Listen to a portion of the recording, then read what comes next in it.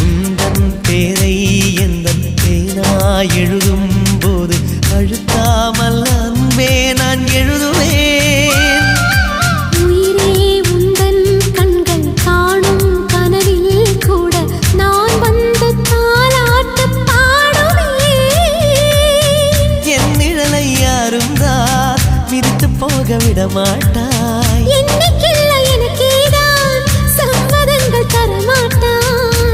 குத்தி நீ குத்தாதடி என் கண்மணி, அந்த வழி கூட என்னை தாக்குமே. உன்னை கோடு என்னை தருவேன், இதுதான் காதலடி. கண்ணீர் கோடு புன்னகை தருவேன், இதுவும் காதலடி. தாலாட்டை கேட்காத ஒரு ஜீவன்